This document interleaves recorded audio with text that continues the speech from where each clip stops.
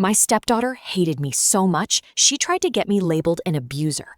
And the worst part is, she learned every single move from her own mother. Before I tell you how I turned it all around in court and at home, please like, share, and subscribe.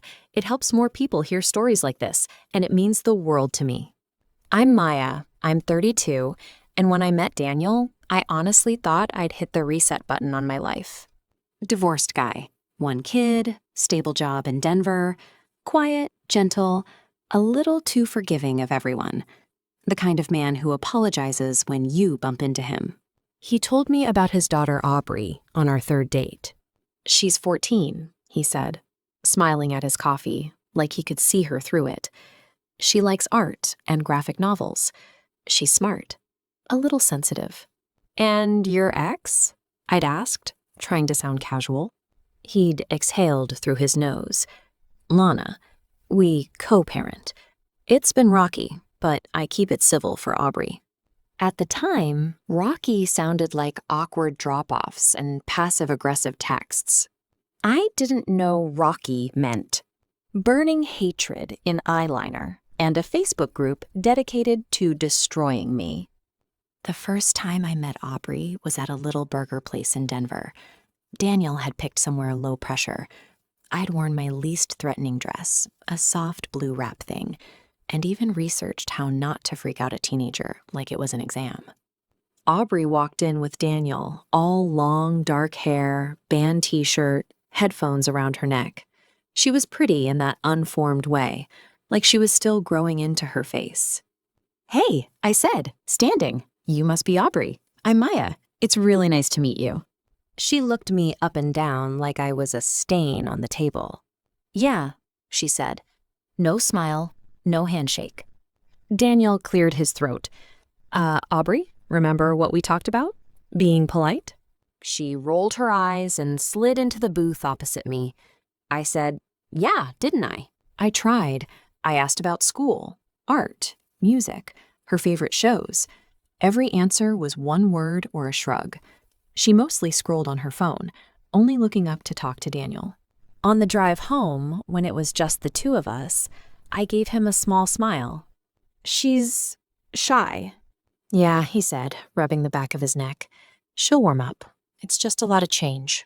I believed him. I wanted to. 3 months later, I moved in. It made sense. We were already together almost every day. My lease was up. We'd talked about marriage in that soft, hesitant way where you say someday, but you both know you mean soon. Aubrey was at my mom's when I carried the last box into Daniel's house. Our house now, I thought, touching the doorframe. Our family. I had a little welcome gift for Aubrey laid out on her bed, a set of high-quality sketch pencils and a watercolor pad, wrapped with a note. For Aubrey, I'd love to see your art sometime. Maya. When Daniel brought her home that evening, she walked past me without speaking, straight down the hallway. There was a pause, then her voice, sharp and rising. "Did you go in my room?" I blinked. Yeah, I just left you a little gift."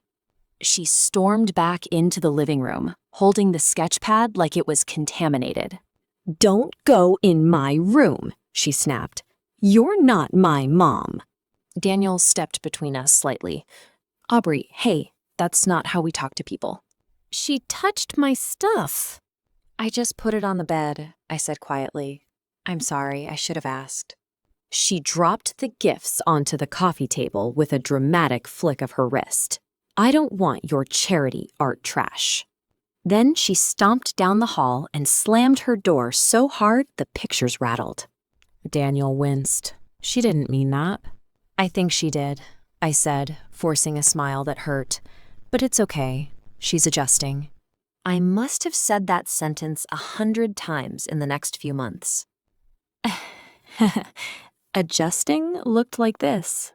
If I cooked dinner, Aubrey wasn't hungry. If Daniel cooked, she ate seconds. If I asked, "How was school?" she put her headphones in. If a TikTok played a sound she liked, she'd happily recite the entire meme. Little things, petty things. Then it became more. One Friday, Daniel and I were getting ready for a date night. I'd booked us tickets to a small comedy show downtown, something fun and light. Aubrey was supposed to be at a friend's house. My mascara wand was halfway to my eyelashes when Daniel knocked on the bathroom door. Hey, we might have to reschedule. I froze. What? Why? Aubrey's freaking out. Her friend canceled and she doesn't want to stay here alone, and she says she doesn't feel safe. Doesn't feel safe? I lowered the mascara. In this house? He looked miserable. I think she just got worked up. Maybe she's anxious. I'll talk to her, but I'm not leaving her alone if she's upset, I said. It's fine. We'll go another time. We didn't go another time. Later that night, I overheard Aubrey on FaceTime in her room. The door was cracked. I told him I was scared, she whispered, voice coated in satisfaction. She looked so mad. See? I told you he would have leave if I said that. A pause. Lana's voice, tinny but distinct.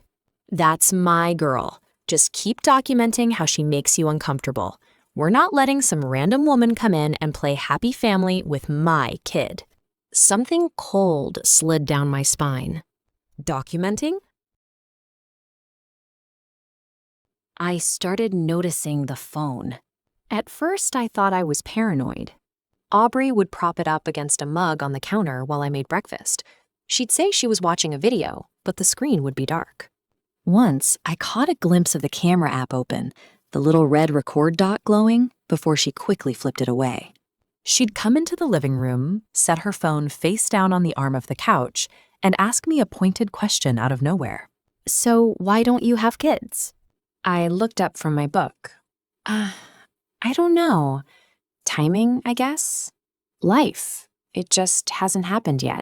She rolled her eyes. Or you're just selfish. What? I mean, you move in here and expect my dad to play husband again, but where were you when I was like little? We don't even know you. I swallowed. I didn't know you then. I know you now. I'm trying, Aubrey. Are you? She tilted her head.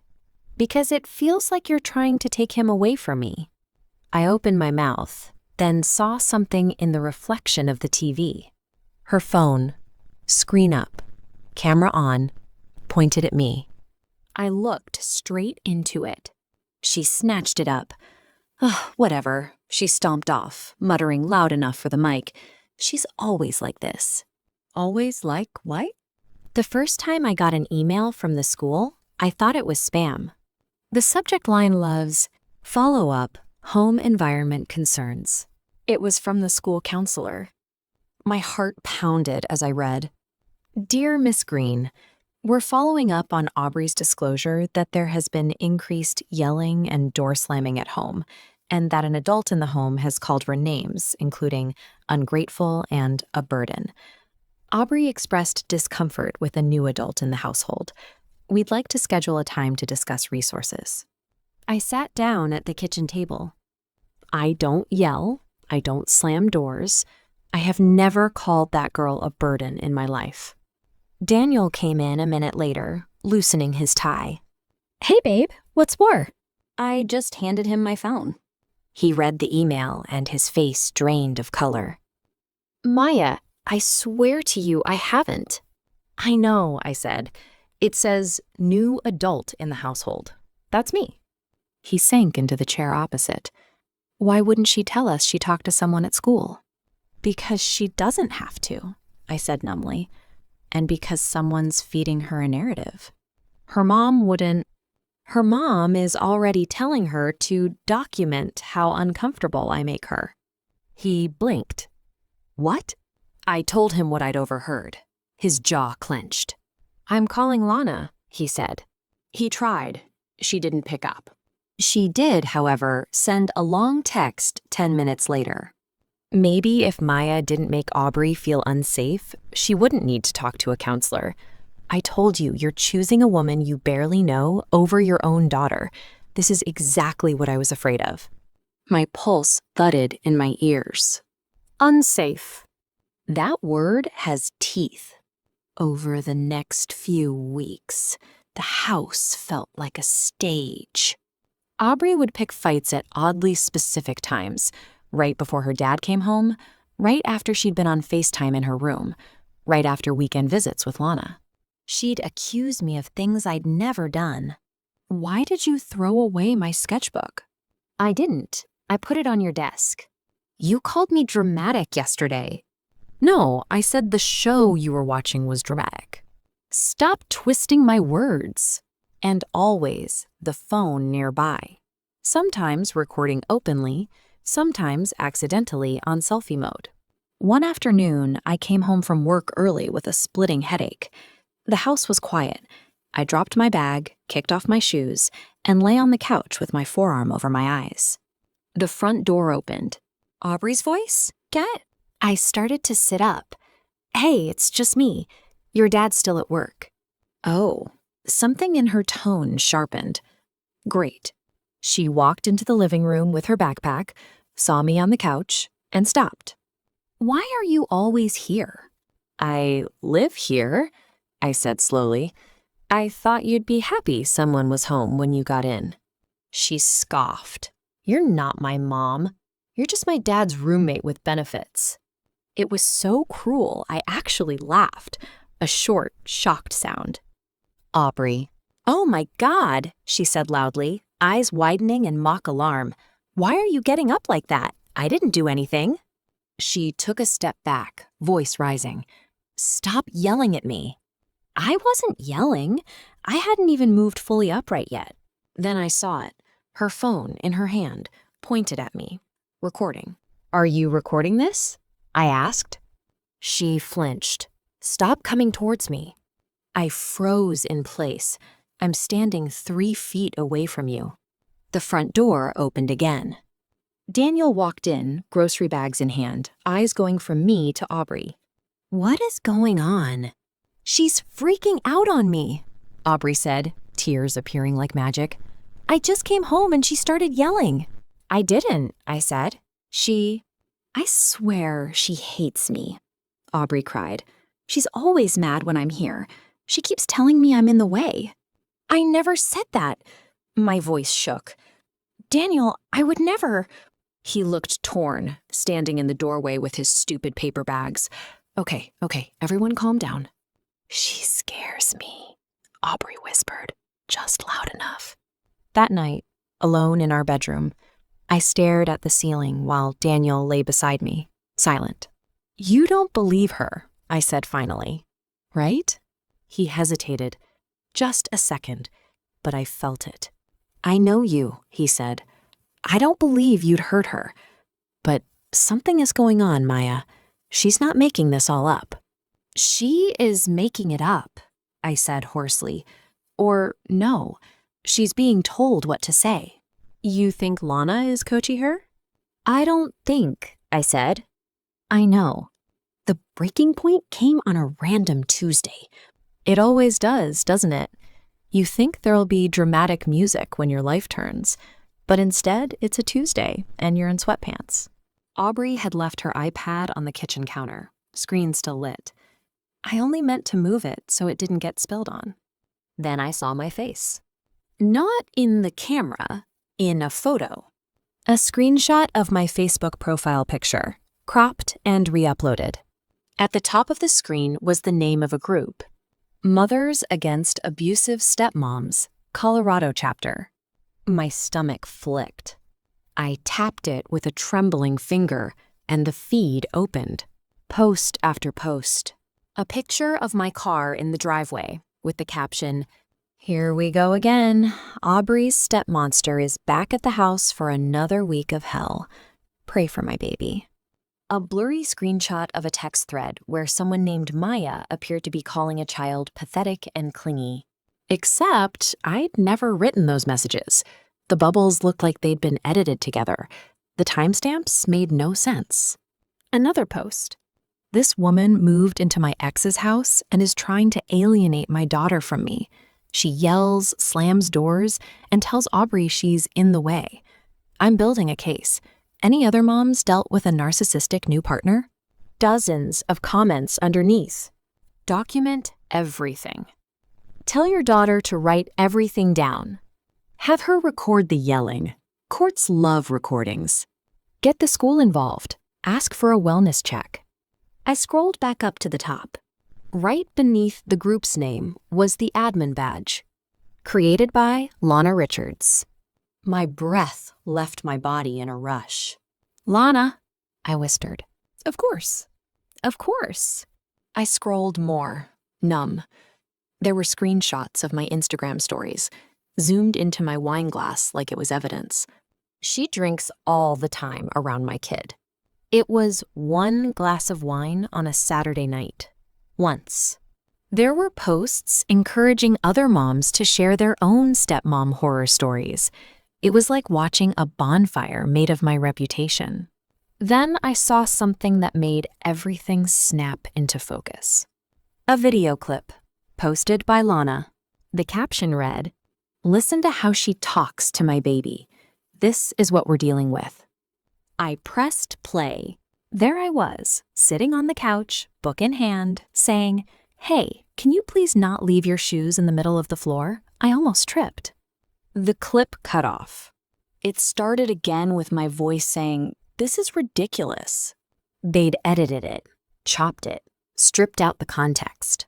Below, comments. Abusive AF. Wow, that tone. I'd burn that house down. Judge needs to hear this. I felt dirty, exposed, violated.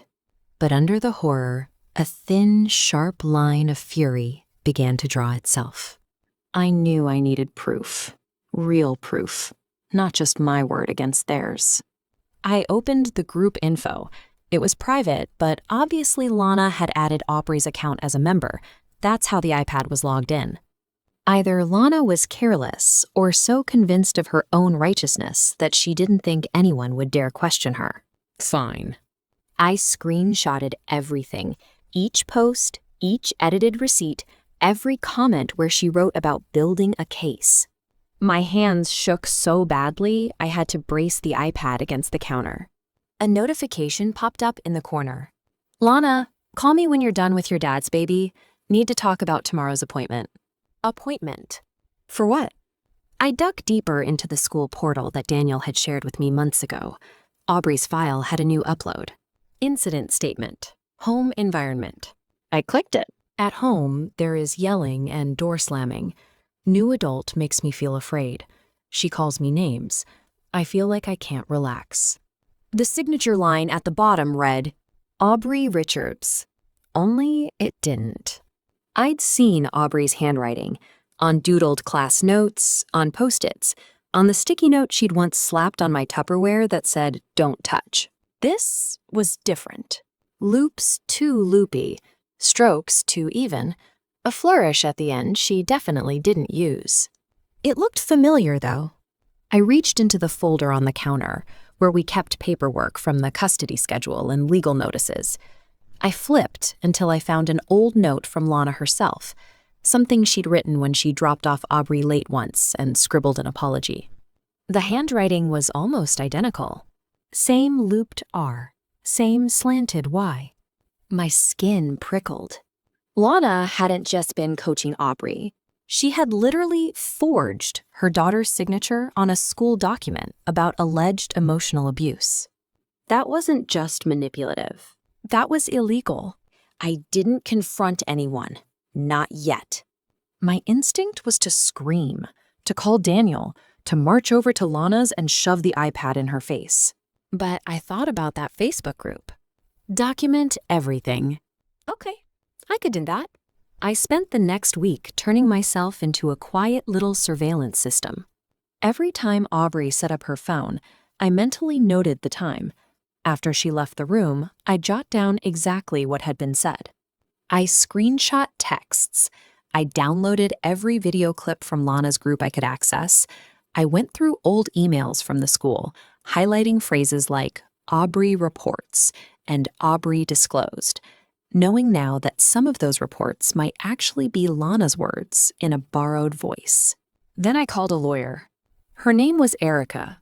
She specialized in family law, and when I explained the situation over the phone, there was a pause. So, your fiance's ex is running a smear campaign against you in a support group, she said slowly, and you have evidence she forged a statement under her daughter's name that influenced how the school views you. Yes. And your fiance currently has, what, 50-50 custody? For now, I said, but if she convinces a court I'm abusive, she could push for reduced custody or supervised visitation with you in the house, Erica finished. Yeah. Okay, we need to move fast, but not loud. Do you have access to the group right now? Yes.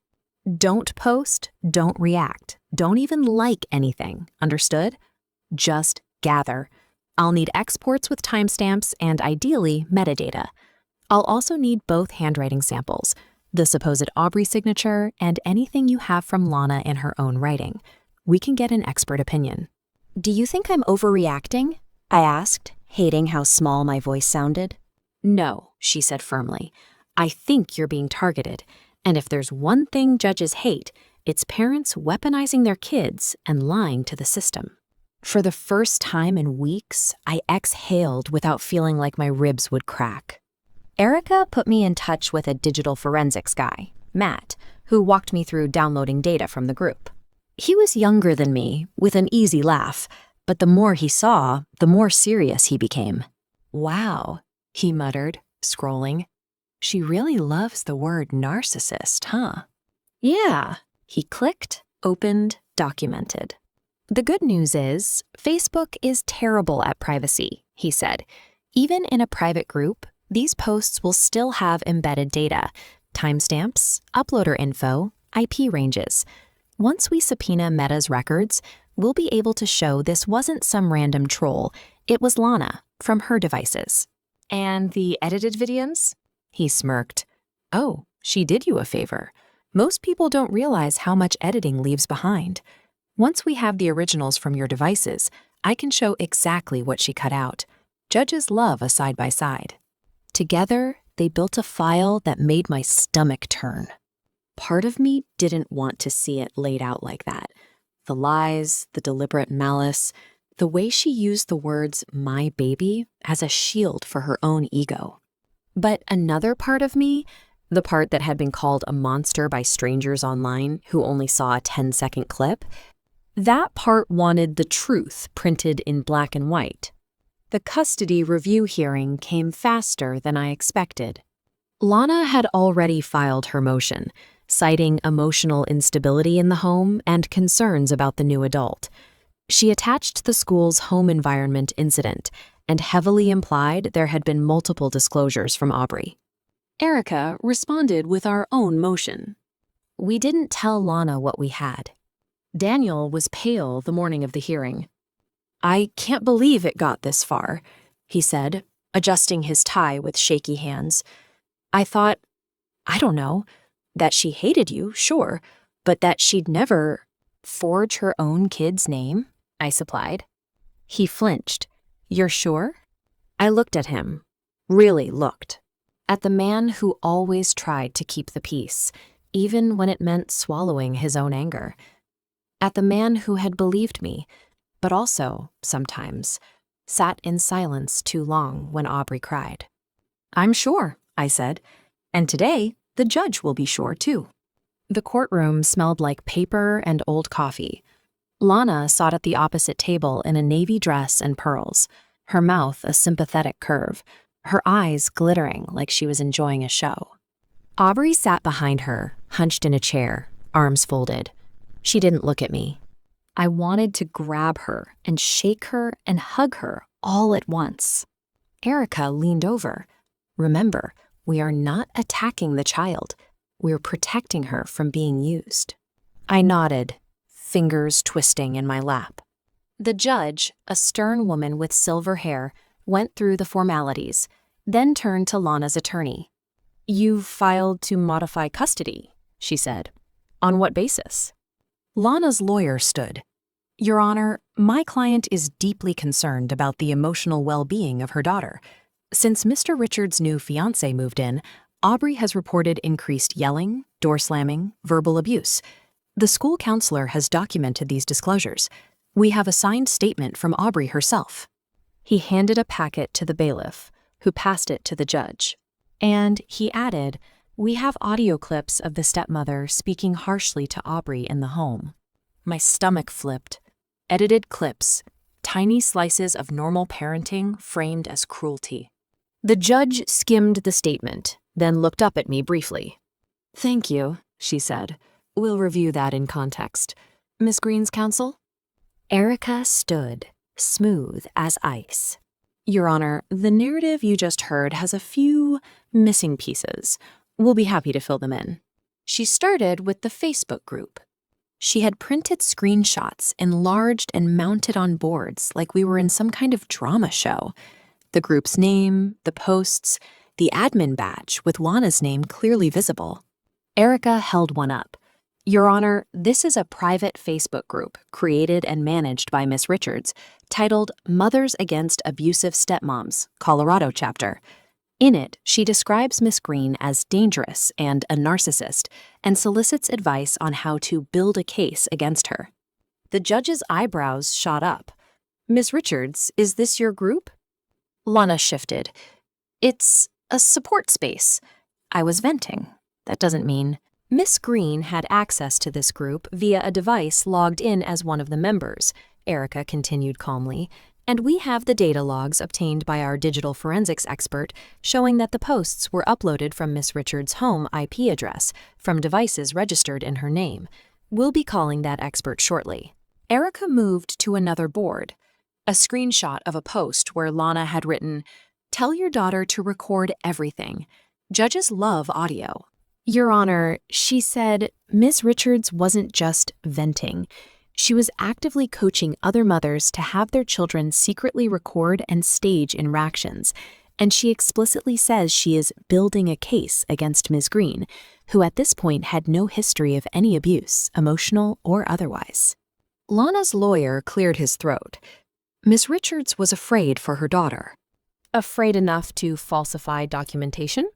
Erica asked mildly. Silence. Erica took a deep breath. "Let's talk about the school statement." She approached the bench with 2 documents. "Your Honor, this is the Home Environment Incident Statement, allegedly written and signed by Aubrey Richards. And this," she held up another sheet, "is a note written by Miss Richards, Aubrey's mother, from a routine schedule change last year. We've had a handwriting expert compare the 2.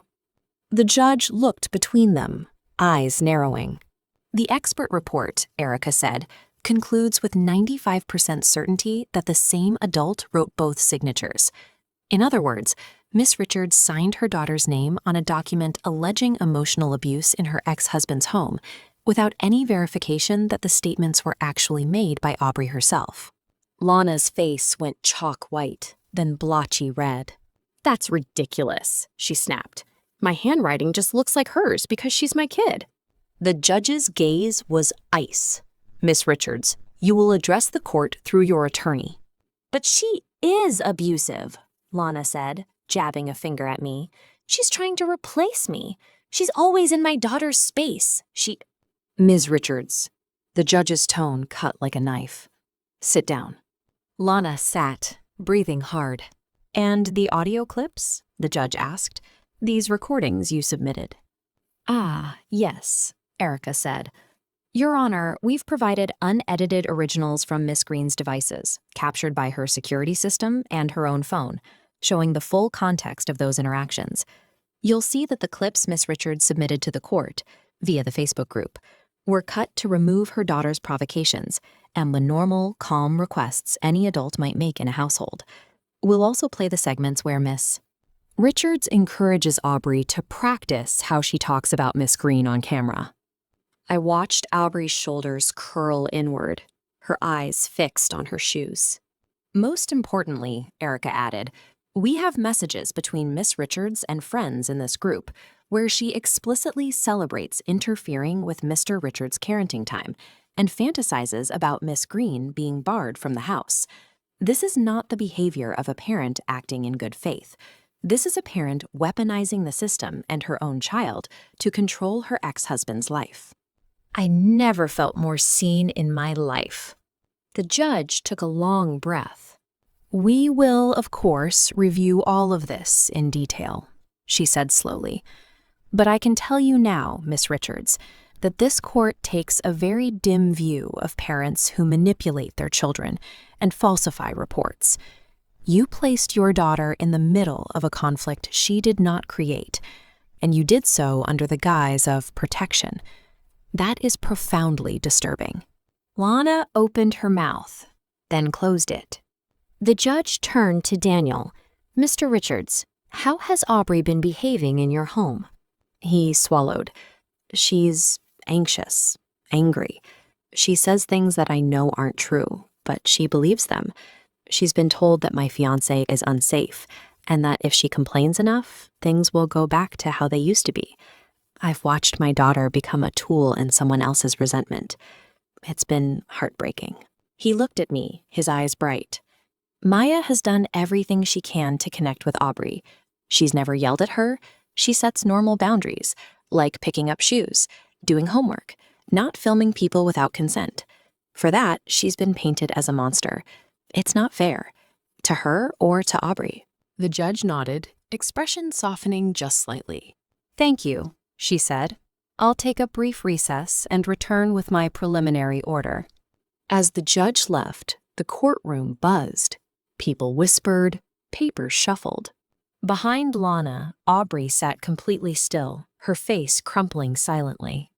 I wanted to go to her. I wanted to say, "None of this is your fault. You were taught to see me as the enemy. I know you were just trying to be loyal." But I stayed at our table, hands folded, nails digging into my palms. When the judge returned, the air felt heavier. "Having reviewed what's been presented so far," she began, "I'm making the following temporary orders pending a full evidentiary hearing. Primary physical custody will shift to Mr. Richards. Miss Richards will have supervised visitation with Aubrey twice a week. During this time, she is ordered to attend individual counseling focused on co-parenting and boundaries. Miss Richards is further ordered to cease all online commentary about this case, her daughter, Mr. Richards, and Miss Green. The Facebook group is to be deactivated immediately. This court will consider sanctions if there is any evidence of continued online harassment or coaching." She glanced at me. "As for Miss Green, there is no evidence before this court of any abusive behavior. What I see is a woman whose reputation has been deliberately and maliciously mischaracterized. Miss Green, I'm sorry you were subjected to that." My throat closed up. "Thank you, Your Honor." The judge nodded once.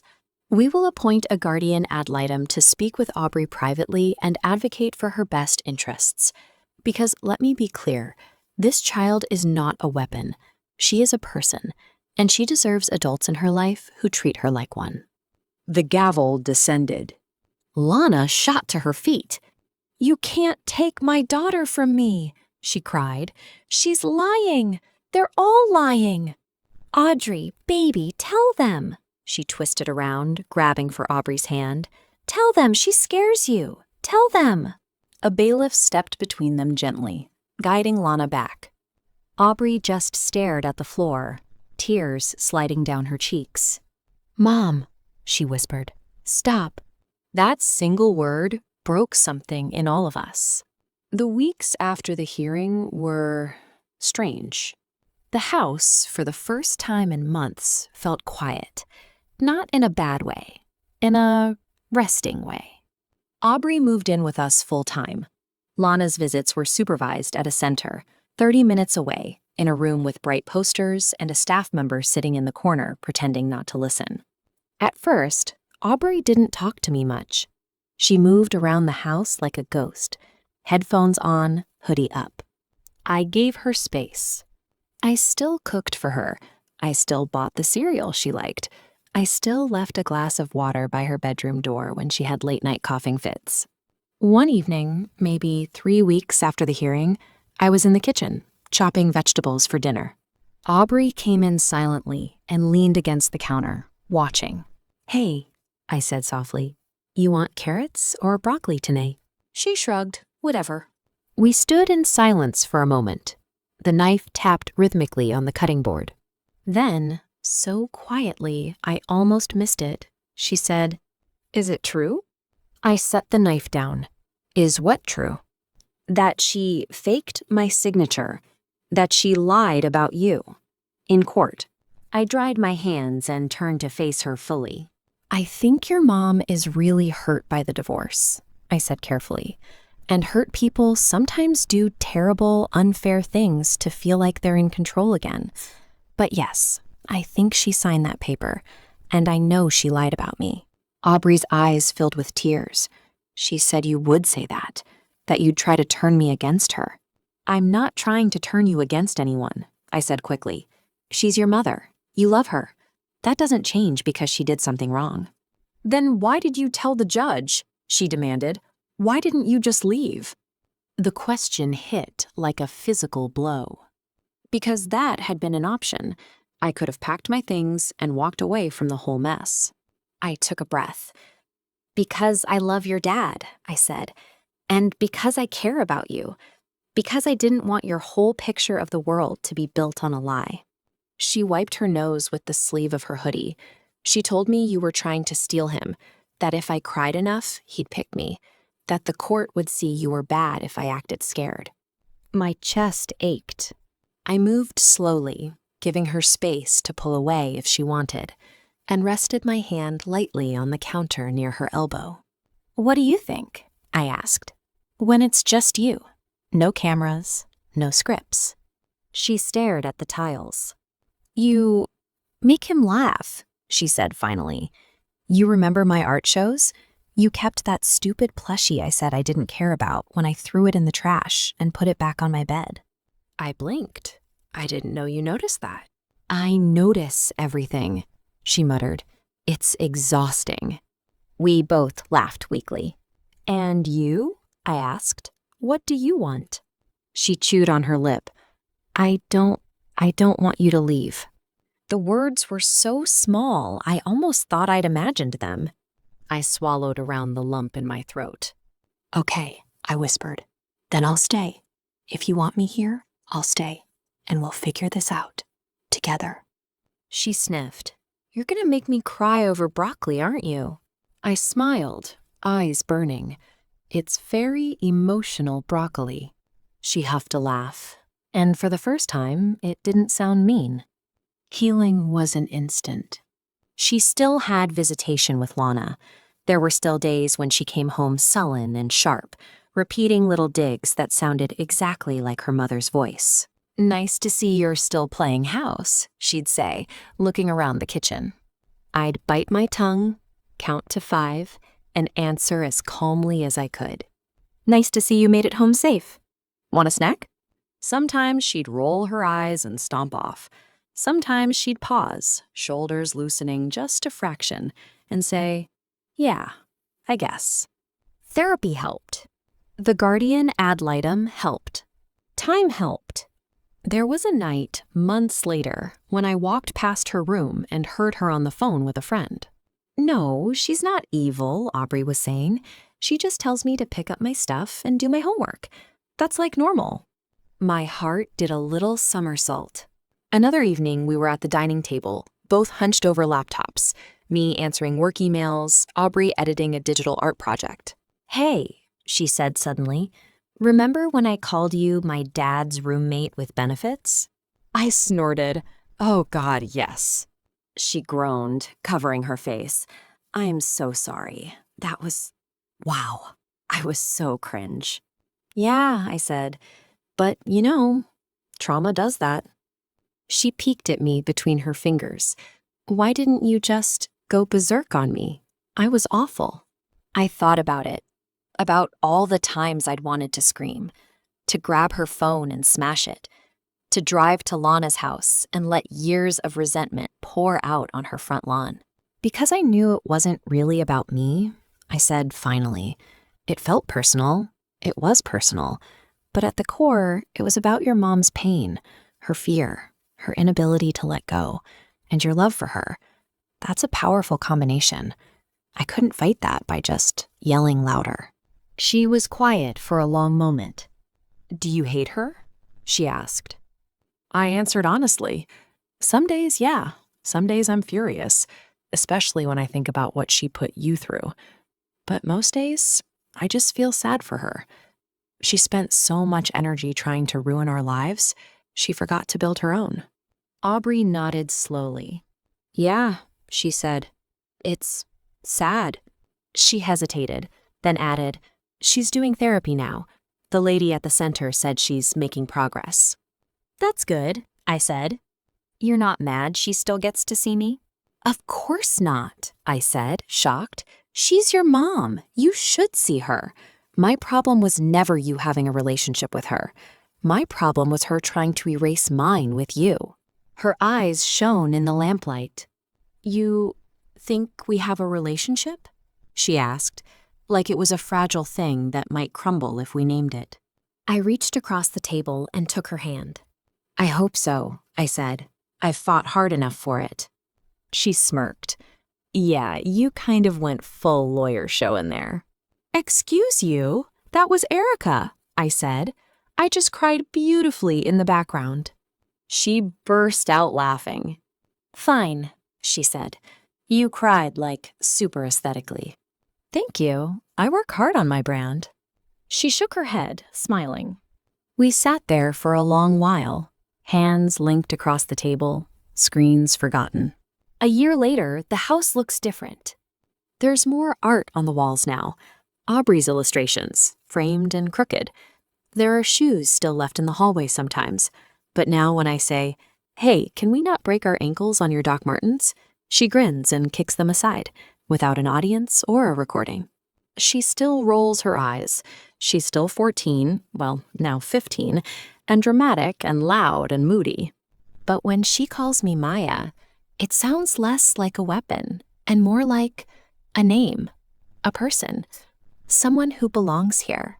Some nights, she even sits next to me on the couch and rests her head on my shoulder while we watch TV. Once, when Daniel went to get popcorn, she murmured, "You know, if you guys get married, I'm not calling you Mom." "I wouldn't ask you to," I said. "But I might call you my dad's wife in a non-derogatory way," she added, eyes fixed on the screen. My throat tightened. "Deal," I said. "I'll take it." She smiled, just a lil. Sometimes when the house is quiet and the dishwasher hums, and I'm the last one awake, I think back to that Facebook group, to strangers who knew my name and my face and decided I was a villain based on 10 seconds of manipulated audio. To a woman so consumed by the story in her head that she nearly destroyed her own child's trust to keep it alive. I think about how easily I could have let that story become the truth, how easily I could have walked away and left Aubrey in the middle of that war, with no one willing to say, enough. Instead, I fought, not just for myself, for Daniel, for the family we were trying so hard to build in the blast radius of someone else's bitterness. And for Aubrey. Because she deserved to know that love isn't a contest you win by crying the loudest or hurting someone the most. Love is what you build, piece by fragile piece, even after it's been weaponized. I'm Maya, and this was My Last Straw. Please like, share, and subscribe.